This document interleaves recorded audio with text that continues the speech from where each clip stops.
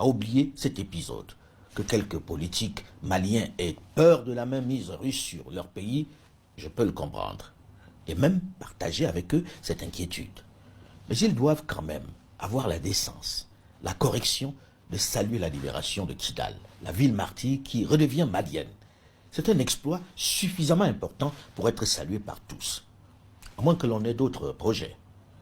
Je peux évidemment comprendre le ressenti, la rancœur de certains hommes politiques qui ne digèrent pas qu'un officier sorti de l'enfer des casernes soit venu confisquer le pouvoir.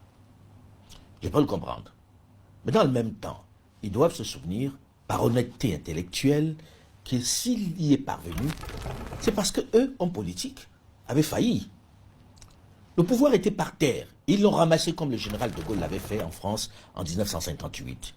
Il ne faut pas oublier que toute cette chienlit est d'abord le fait de politiques de tous bords, qui ont plus été préoccupés par la conquête de leur pouvoir que par la préservation de l'intégrité du territoire.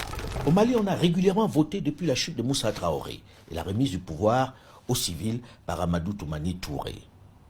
La crise réelle n'est pas venue du déficit des démocraties, pour utiliser un terme très à la mode. L'intervention des militaires n'est venue de façon forte qu'avec l'affaiblissement des autorités de Bamako, mais surtout le chaos venu de Libye. Avec la défaite de la Jamaïria, ce n'est plus des armes qui viennent, c'est des hommes. C'est des milliers d'hommes qui sont venus, mais c'est des armées organisées. La plupart viennent de la grande brigade.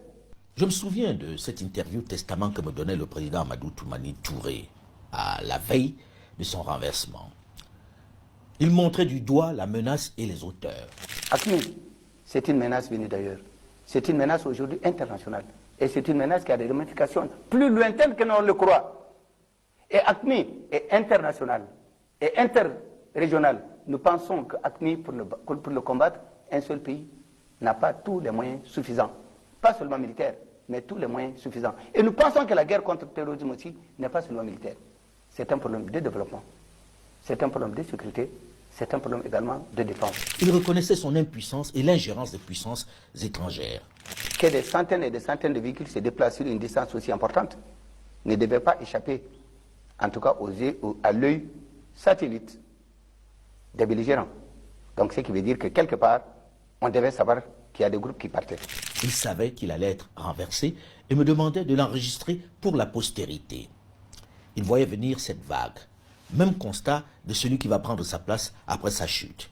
Ibrahim Boubacar Keïta, pourtant longtemps considéré comme l'homme des Français. Passionné de la culture, de la littérature, de l'esprit français en général. Il a été balayé par le même vent après que l'on l'ait montré comme faible, corrompu et inefficace. Ai-je réellement le choix? M'y soumettre? Car je ne souhaite qu'aucun sang ne soit versé pour mon maintien aux affaires. Nous ne sommes pas des gueux.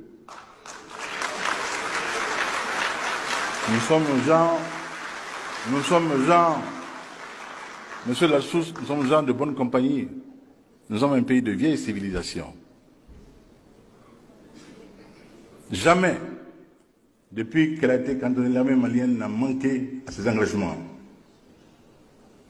Cantonnée en la ville de Kidal, il a fallu que je le dise à la CEDEAO pour que nos frères comprennent quelle était la situation surréaliste que notre armée vivait en Kidal.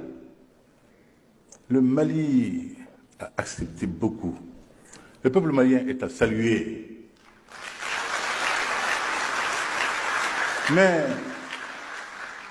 que nul ne se trompe sur la qualité de sa dignité, de son sens de la dignité.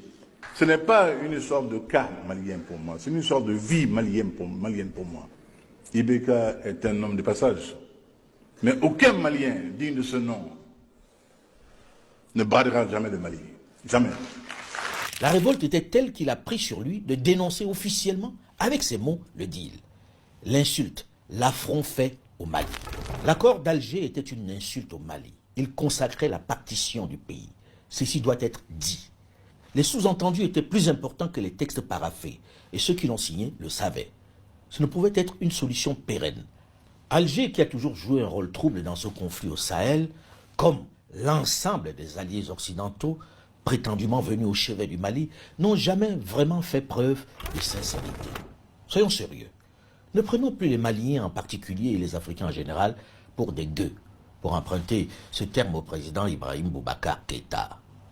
Les politiques maliens, quel que soit leur bord sur ce coup-là, au moins, doivent avoir à la fois l'obligation, l'honnêteté et la correction d'être du côté de leur pays. Chacun doit s'interroger de savoir pourquoi, en 2014, il a été empêché au Fama d'entrer dans Kidal. Assimi Goïta y était. Il est à saluer qu'il n'ait pas accepté cette forfaiture. Mais la vérité est têtue. Et les Africains ont décidé de réfléchir par eux-mêmes. Sans être complotistes, sans être victimistes, sur ce qui se passe dans cette zone du Sahel, dans cette guerre au Mali, au Niger, au Burkina Faso, on peut quand même décemment se poser quelques questions essentielles sur la sincérité des alliés. D'abord celle de savoir comment dans ce vaste désert, sans port maritime, sans aéroport, sans piste d'atterrissage important, on peut se procurer, en toute discrétion, à l'insu de tous les drones et de tout le dispositif de sécurité occidentale, 5 000 à 10 000 motos neuves, ni vues ni connues. Dans n'importe quel port du monde entier, reconnaissez qu'un tel volume d'engins ne passe pas inaperçu. Il nécessite un vrai dispositif pour l'acheminer. Comment expliquer que ces 5 000 à 10 000 motos puissent entrer en toute